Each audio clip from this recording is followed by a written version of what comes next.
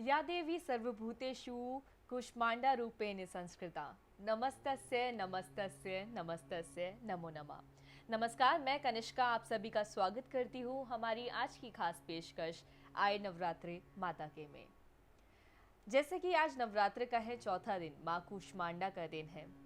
माँ कुष्मांडा का स्वरूप अलग है, स्वभाव अलग है। किस तरीके से दुर्गा माँ के इस स्वरूप की पूजा की जाती है, किस तरीके से दुर्गा माँ के इस स्वरूप की आराधना की जाती है, आज के दिन क्या चीज़ें करनी चाहिए जिससे माता प्रसन्न हो, आज के दिन ऐसा क्या माँ को भोग लगाना चाहिए जिससे माता का आशीर्वाद हम पे बना रहे, घर में सुख समृद्धि की बढ़ोतरी हो, माँ के साथ में माँ हमारे साथ में आशीर्वाद बनाकर रखे और माँ का साथ हमारे साथ में यूं ही बना रहे। तो इसी के लिए, इसी की चर्चा के लिए आज हमारे बीच में है बालाजी साधक बजरंग बाबा जी। नमस्कार पंडित जी, आपका जय स्वागत है। माता दी, जय माता दी। तो आज हम जानेंगे माँ के चौथे स्वरूप, दुर्गा माँ के चौथे स्वरूप का कुष्मांडा माता की किस तरीके से अर्चना करनी चाहिए और क्या स्वरूप है माता का।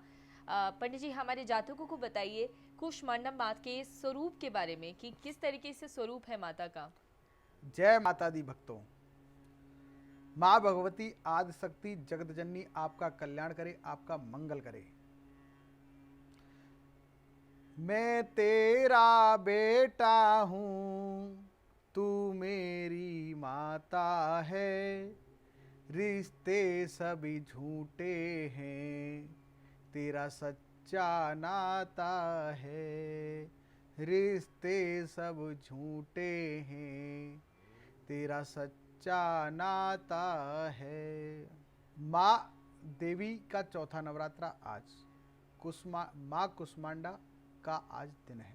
पूरे ब्रह्मांड को अपनी मुस्कान से जगमगा करती हैं, रहती हैं।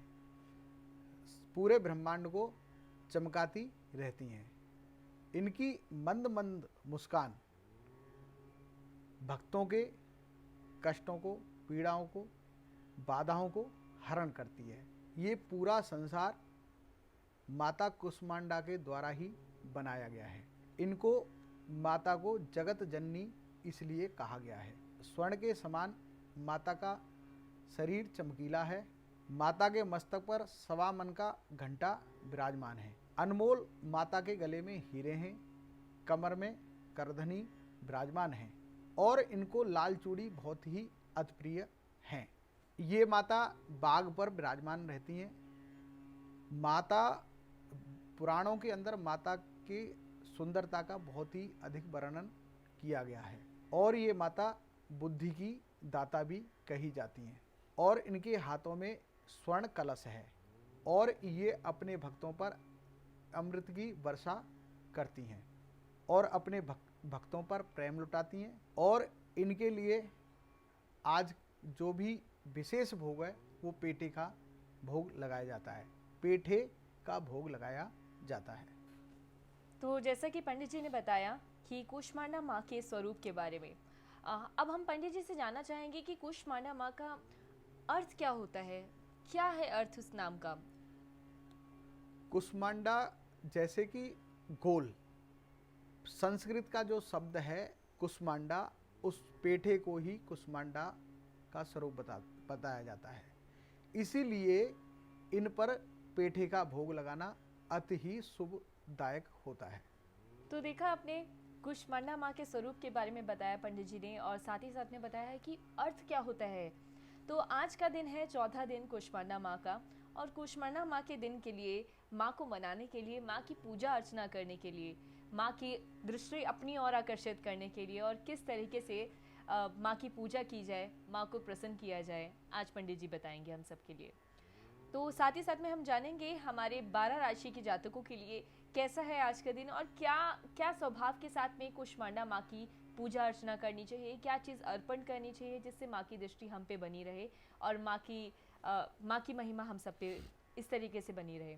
तो अब पंडित जी से जानेंगे कि हमारे 9 ग्रह, अलग अलग राशियाँ, स्वभाव अलग दर्शाती है और किस तरीके से हर राशि के जातकों को माँ को मनाने के लिए क्या पूजा अर्चना, क्या विधि विधान से पूजा करनी चाहिए, किस तरीके से माता की सेवा करनी चाहिए, किस तरीके से माँ के चरणों में अर्पण हो जाना है, ये पंडित जी आज बताएंगे। तो शुरू करते हैं हमारी पहली राशि से, जो है हमारी मेष राशि। पंडित जी, मेष राशि के जातकों के लिए किस तरीके से पूजा अर्चना करनी चाहिए? जी, मेष राशि वाले वैसे तो जातक ऐसे होते हैं, खुद ही को कर बुलंद इतना, खुदा यूं पूछे बंदे से बता तेरी रजा क्या है। मेष राशि वाले अपने कार्य में जिसमें लग जाते हैं उस कार्य को सही करके ही छोड़ते हैं, उसका पीछा नहीं छोड़ते। और छोटी छोटी बातों को लेकर बड़े बड़े इशू बनाना इनका रोज का काम होता है। जहां कलह नहीं हो वहां पर ये कलह पैदा कर देते हैं। परंतु जब आप माता की पूजा हमारे हिसाब से करेंगे, हमारे बताए हुए उपायों से करेंगे, तो आपके जीवन में बहुत लाभ होने वाला है। बादाम लें अपने घर के अंदर और बादाम को लेकर माता रानी को चढ़ाएं, बादाम और मिश्री, और भोग लगाने के बाद में कन्याओं में बांट दें और फिर खुद प्रसाद ग्रहण करें, आपको विशेष लाभ होगा। जय माता दी। अगली राशि है हमारी वृषभ राशि। वृषभ राशि के जातकों को किस तरीके से माँ की अर्चना करनी चाहिए, पंडित जी बताएंगे। जी, वृष राशि, इनका मन बहुत तेजी से घोड़े से भी आगे दौड़ता है। हर समय पर नए नए विचार इनके मन में आते हैं और ये कभी किसी हीरो से कम नहीं होते। इनके विचार ऐसे होते हैं कि हर रोज चाहते हैं कि नई शर्ट हो। एक तो धुलवा के पहनने वाले व्यक्ति होते हैं, ये चाहते हैं हर रोज नई हो। ऐसी सोच को रखते हुए ये आगे बढ़ते जाते हैं और ऐसा कार्य क्या करेंगे, माता रानी की इन पर कृपा बरसे, इनके जीवन में मंगल रहे, कामना पूर्ण करते होती रहें। मखाने लें, मखाने, और मखाने के साथ में थोड़ी मिश्री ले लें और माता रानी को भोग लगा दें।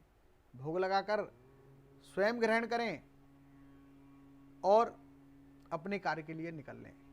माता रानी कल्याण करेगी। जय माता दी। अगली राशि है हमारी तीसरी राशि, जो है मिथुन राशि। मिथुन राशि के जातकों को माँ कुष्मांडा को मनाने के लिए किस तरीके की पूजा अर्चना करनी चाहिए, पंडित जी? जी, मिथुन राशि वाले जातक बहुत ही स्वभाव के सौम्य होते हैं। सौम्य के साथ साथ अपने कामों को बनाने के लिए बहुत चतुर और चालाक माने जाते हैं। परंतु नवरात्रों के अंदर जैसे तुलसी की माला, जैसे दूध के अंदर तुलसी डाल के माता को भोग लगाएं या फिर तुलसी का भोग लगाएं और भोग लगाने के बाद उस प्रसाद को बनाकर स्वयं ग्रहण करें और अपने कार्य के लिए निकल जाएं। माता रानी कल्याण करेगी। जय माता दी। जी पंडित जी, जैसे कि हमारे हिंदू धर्म में बोला जाता है कि हर काम के लिए एक शुभ मुहूर्त का बहुत ज़्यादा अहम महत्व है। साथ ही साथ में नवरात्रे 9 दिन ऐसे शुभ दिन माने जाते हैं कि हर अच्छे काम की शुरुआत कर सकते हैं। आपके लिए आप क्या कहना चाहेंगे कि नवरात्रों के बीच में माँ कुष्मांडा की सेवा करते हुए, पूजा अर्चना करते हुए किस दिन शुरुआत की जाए, किस दिन, मतलब 9 दिनों में से सारे 9 दिन अच्छे हैं, पर कुष्मांडा माँ के दिन के लिए अगर कोई आज कोई नया काम शुरू कर रहे हैं तो किस तरीके से पूजा अर्चना करनी चाहिए? जी, मैं अपने दर्शकों को बताना चाहूँगा कि वैसे तो पूर्ण रूप से ये विशेषकर नवरात्रि शुभ ही होते हैं। अगर आपके लिए कोई ज़रूरी है कि करना ही है तो एक माता के लिए गुलाब का पुष्प या पीला पुष्प कोई लेकर चढ़ाकर अपने कार्य को सिद्ध करने के लिए जा सकते हैं, जब जरूरी हो कार्य करना तो।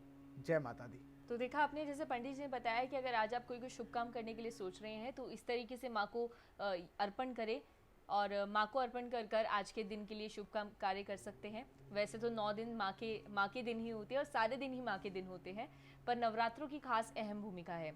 चलिए आगे बढ़ते हैं, अगली राशि लेते हैं। अगली राशि है हमारी कर्क राशि। पंडित जी, कर्क राशि के जातकों को माँ कुष्मांडा को मनाने के लिए किस तरीके की सेवा भाव देनी चाहिए? जी, कर्क राशि वाले जातक बहुत ही सौम्य स्वभाव के होते हैं और अपनी बातों को दूसरों पर थोपने की बड़ी ही इनके अंदर शक्ति होती है। दूसरा, स्वभाव के शुभ होने के बाद भी परंतु अपनी बात को दूसरे पर थोपते हैं, तो कहीं ना कहीं इनके अंदर बुराइयां झलकने लग जाती हैं और ये अपनी बुराई को छुपा भी नहीं सकते। इनको क्या करना चाहिए?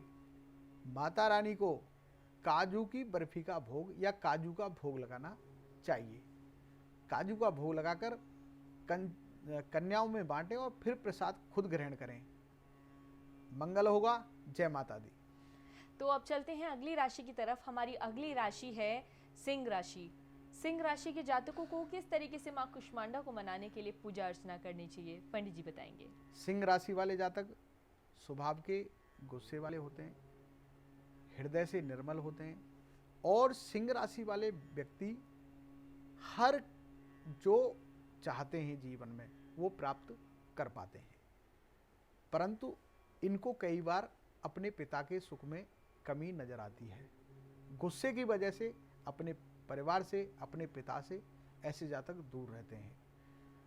अपने अगर इन लोगों के पिता और माता जीवित हैं तो उन लोगों को अपने माता पिता का रोज चरण छूकर आशीर्वाद लेना चाहिए, विशेष लाभ होगा। जय माता दी। तो अगली राशि की तरफ बढ़ते हैं। अगली राशि है हमारी कन्या राशि। कन्या राशि के जातकों को कुष्मांडा माँ को मनाने के लिए किस तरीके से पूजा भाव करनी चाहिए, क्या अर्पण करना चाहिए जिससे माँ का आशीर्वाद उन पे बना रहे, माँ की दृष्टि उन पे बनी रहे, पंडित जी बताएंगे। कन्या राशि वाले बहुत ही अधिक समझदार व्यक्ति होते हैं और पैसे के लिए बहुत ही मेहनती व्यक्ति भी होते हैं और कार्यों को अच्छी तरह से भी करते हैं, परंतु कई बार ऐसे व्यक्ति व्यापार की उलझनों में अपने रिश्तों को बीच में ही छोड़ देते हैं। ऐसे व्यक्तियों को अपनी पत्नी से इनकी नहीं बनती, अपने बच्चों से नहीं बनती, परिवार के अंदर बहुत कुछ गलत सलत चलता रहता है, परंतु ये लोग अपने व्यापार के पीछे, पैसे के पीछे दौड़ते रहते हैं। इनको क्या करना चाहिए? नवरात्रों के अंदर एक नारियल लें और नारियल माता को चढ़ाने के बाद में अपने परिवार के अंदर उस प्रसाद को खिलाना चाहिए अपने हाथ से, तो आपके लिए बहुत शुभ होगा। जय माता दी। तो अब आगे बढ़ते हैं। अगली राशि है हमारी तुला राशि। तुला राशि के जातकों को किस तरीके से माँ की सेवा करनी चाहिए, पंडित जी बताएंगे। जी, तुला राशि वाले बहुत ही अच्छे स्वभाव के व्यक्ति होते हैं और रोमांटिक होते हैं और कई बार अपनी बातों के चक्कर में हर व्यक्ति को ये व्यक्ति प्रसन्न करना चाहते हैं, हर व्यक्ति इनसे खुश रहे, परंतु खुशी के चक्कर में ये खुद भी दुख में पड़ जाते हैं। इनको क्या करना चाहिए कि माता रानी को दही और बूरे का भोग लगाना चाहिए और भोग लगाने के बाद थोड़ा सा स्वयं ग्रहण करना चाहिए। माता रानी इनका कल्याण करेगी, इनके जीवन में मंगल होगा। जय माता दी। अब अगली राशि की तरफ बढ़ते हैं। अगली राशि है हमारी वृश्चिक राशि। वृश्चिक राशि के जातकों को माँ कुष्मांडा को मनाने के लिए क्या क्या पूजा भाव करनी चाहिए, किस तरीके से सेवा करनी चाहिए, क्या चीज ऐसी करनी चाहिए जिससे माँ का आशीर्वाद उन पे बना रहे, पंडित जी। जी, अपने दर्शकों को, अपने भक्तों को बताना चाहूँगा कि माँ कुष्मांडा की पूजा वैसे तो स्वतः ही सब अपने घर के अंदर करते हैं, परंतु वृश्चिक राशि वाले व्यक्ति कई बार अपनी बातों में ही फंस जाते हैं और अपनी चालाकी की वजह से, अपनी चतुर प्रवृत्ति की वजह से निकल तो जाते हैं, परंतु फिर भी कहीं ना कहीं ये धोखा खाने के संकेत, कई बार ये लोगों को धोखा देने की कोशिश करते हैं और लोग धोखे में आ जाते हैं। उस पाप से बचने के लिए माता के सामने पेठे का ये भोग लगाएं और माता से क्षमा याचना करें तो इनका कल्याण होगा। जय माता दी। अगली राशि की तरफ बढ़ते हैं। अगली राशि है हमारी धनु राशि। धनु राशि के जातकों को किस तरीके से माँ की सेवा अर्चना करनी चाहिए, कैसा प्रसाद चढ़ाना चाहिए और क्या ऐसा किस तरीके से, किस भाव से पूजा करनी चाहिए जिससे माँ कुष्मांडा प्रसन्न हो। देवी के चौथे स्वरूप को मनाने के लिए किस तरीके से पूजा भाव करी जाए और क्या चीज़ करनी चाहिए, पंडित जी बताएंगे। धनु राशि वाले व्यक्ति बहुत ही अच्छे स्वभाव के होते हैं और अपने कार्यों को बहुत अच्छी सुंदरता के साथ करते हैं और ये टाइम के बड़े ही पंक्चुअल होते हैं। कई बार ये व्यक्ति, इनको छोटी छोटी बातों को लेकर कई बार गुस्सा आ जाता है, जिसकी वजह से ये समस्याओं में पड़ जाते हैं। इनको क्या करना चाहिए? माता जी के लिए एक पीले पुष्पों की माला और पीले फल का भोग लगाना चाहिए और भोग लगाने के बाद छोटी कंचिकाओं को बांटें और फिर ग्रहण करें। कल्याण होगा, लाभ होगा, मंगल होगा। जय माता दी। तो आगे बढ़ने से पहले पंडित जी से और कुछ पूछना चाहेंगे। कुष्मांडा माँ का दिन है, लोग नई नई चीज़ों की शुरुआत करते हैं। माँ के सारे 9 दिनों को अच्छा मानते हुए सारे कामों की शुरुआत भी देखी जाती है। पंडित जी, जैसे ये नवरात्रि है, हर नवरात्रों की 2 तरह के, साल में 2 बार नवरात्रे आते हैं, हर नवरात्रि की अपनी अहम भूमिका होती है। ये जो हमारे नवरात्रे हैं, इन नवरात्रों की क्या भूमिका है? जी, पिछले नवरात्रों में जैसे हमारा नववर्ष प्रारंभ होता है, परंतु इस समय पर एक बहुत ही, जैसे कि देव उठनी एकादशी इनके बाद ही आएगी, जितने भी त्योहार हमारे चालू होंगे अब इन नवरात्रों के बाद में ही आएंगे। जैसे देव उठनी एकादशी हो गई और दीपावली हो गई। इन नवरात्रों के बाद में ही हमारे हिंदू धर्म के सभी रीति रिवाज चालू होते हैं और हमारे त्योहार भी शुरू हो जाते हैं। जी, तो ये नवरात्रे बहुत ज़्यादा अहम भूमिका निभाते हैं। अब आगे बढ़ते हैं अगली राशि की तरफ। अगली राशि है हमारी मकर राशि। पंडित जी, मकर राशि की जातकों को क्या करना चाहिए? मकर राशि वाले जातकों को क्या करना चाहिए, क्या न करना चाहिए? गुस्सा इन व्यक्तियों को त्याग देना चाहिए, सौम्यता के साथ में अपना जीवन व्यतीत करना चाहिए और दया भाव। इन नवरात्रों के अंदर ये सोचें कि मैंने हर व्यक्ति पर दया करनी है। कोई अगर गलती भी कर देता है तो दया करनी है, तो इनके जीवन में बहुत खुशियाँ आएंगी, इनको लाभ होगा, इनका मंगल होगा। जय माता दी। अगली राशि है हमारी कुंभ राशि। कुंभ राशि की जातकों को क्या करना चाहिए जिससे माँ की प्रसन्नता बनी रहे?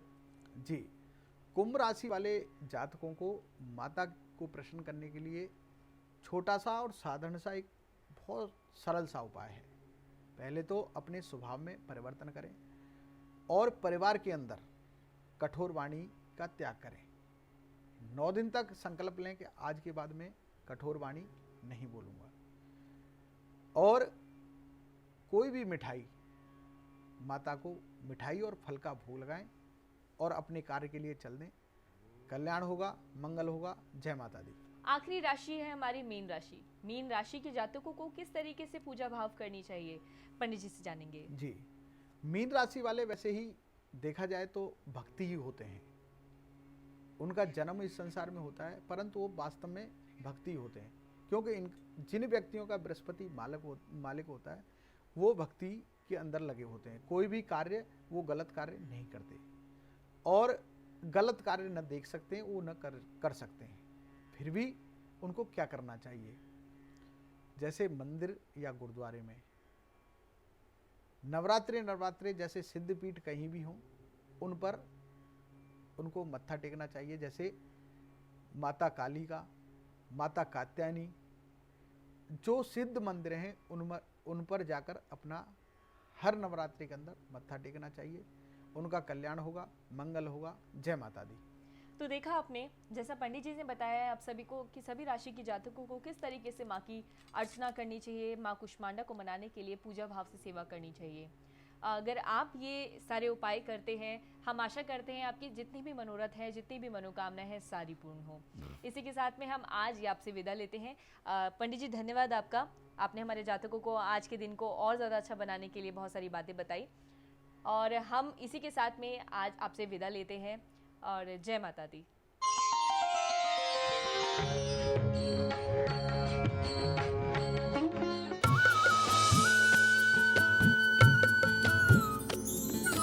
सर्वधर्म संगम, धर्म के सच्चे प्रहरी।